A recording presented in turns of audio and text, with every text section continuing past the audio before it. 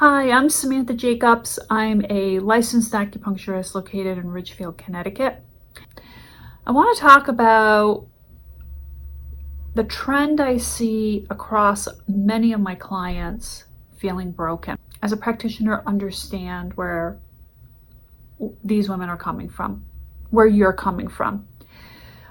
We are told as little girls from when we're little tiny that we are going to have babies, we are going to be mommies, and that is just supposed to happen. That's just the way it is.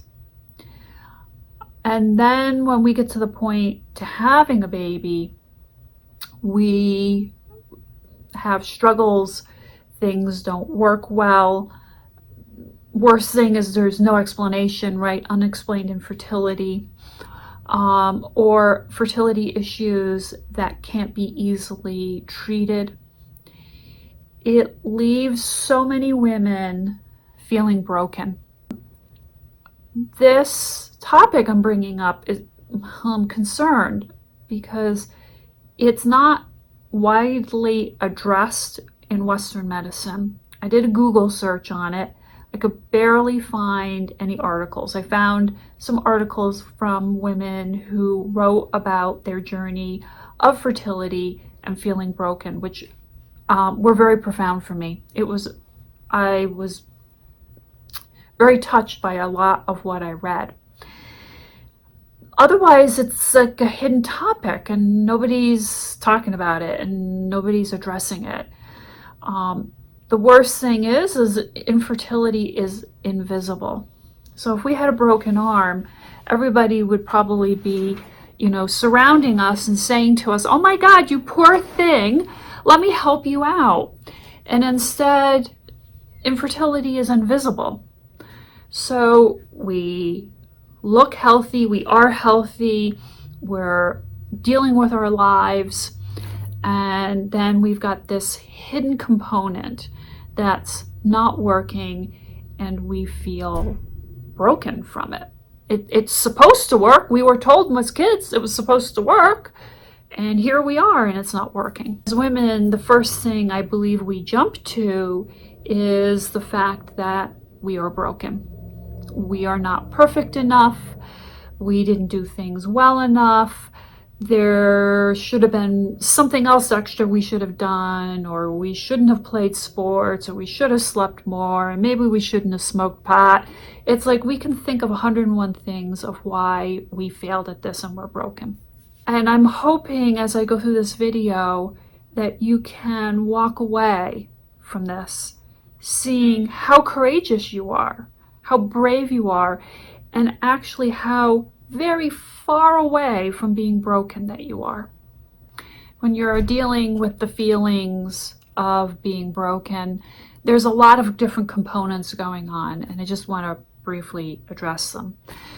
So first of all, we have the broken dreams and hopes and desires, right? We, as women, I think generally we're really good at planning and building what we can see for our future, and that usually includes a family.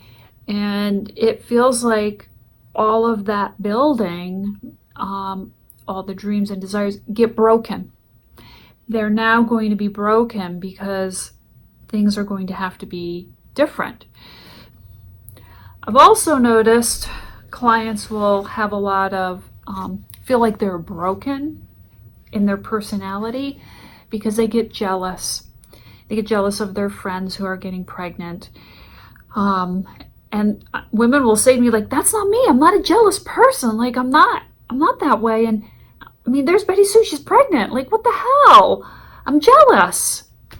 It only emphasizes that feeling of us being broken. Let's add in the cocktail of drugs, hormonal drugs. Now, hormonal drugs have a huge impact on our brain chemistry. And I think any woman who has been through IVF will tell you, I call it the bipolar monkey. It's like your brain is just jumping around in all different directions. And when we are feeling that we are not ourselves, and our thought process is just scattered and all over the place, it only adds into the feeling of like, wow, I'm broken. My body is not doing its job. It's not living up to what it's supposed to do. What I see as the most destructive part in feeling broken is that we are cruel to ourselves. I find it really interesting because men are not cruel to themselves, not like the way we are to ourselves. So we're cruel because we set an expectation of like here, and instead, if we're here, that difference is the part where we're going to beat ourselves up over.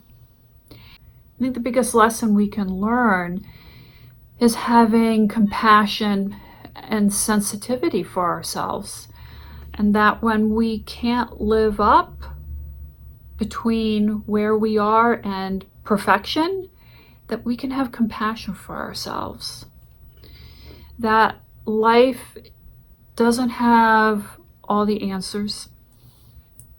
Life just doesn't make sense. And ladies, I am an expert on that.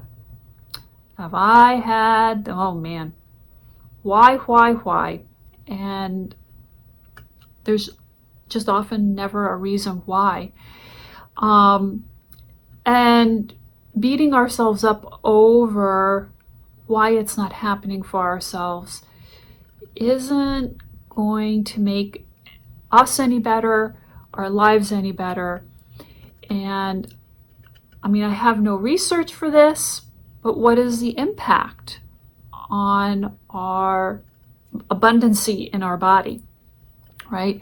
What is the impact of continually telling ourselves we're not good enough and that we're broken? The power of standing tall in this journey, realizing that we can release what is not working and embrace who we are and what is working, to actually honor ourselves every day. And what does that mean to wake up every morning and say to yourself, I honor myself. I honor myself just as I am, right here, right now, the whole kit and caboodle. That I welcome everything and anything associated with this journey to try to have a baby, and that I honor everything and everything associated with taking care of myself. Yes, I totally agree with you. It is the hardest thing I'm asking. And it's a process, and it doesn't come overnight. So yes, there are going to be days you're going to wake up in the morning and you're going to be like, excuse my language, fuck this. And it's normal. It's totally normal. It's the ability to wake up the next day and say, okay, today I'm going to commit to honoring myself again. And I'm going to welcome everything and everything associated with this fertility journey, and taking it one day at a time. Standing tall despite all the odds and the challenges, to be dedicated on this journey, the commitment alone is so far away from being broken that I'm hoping that you will walk away and say to yourself, I'm not broken. I might be lost and confused, but I'm not broken, that I'm courageous. So I appreciate you listening to my rambles, because this was definitely a ramble. And if there's any way I can help, reach out. If you have any suggestions or comments, please reach out, and I will talk with you soon. Bye.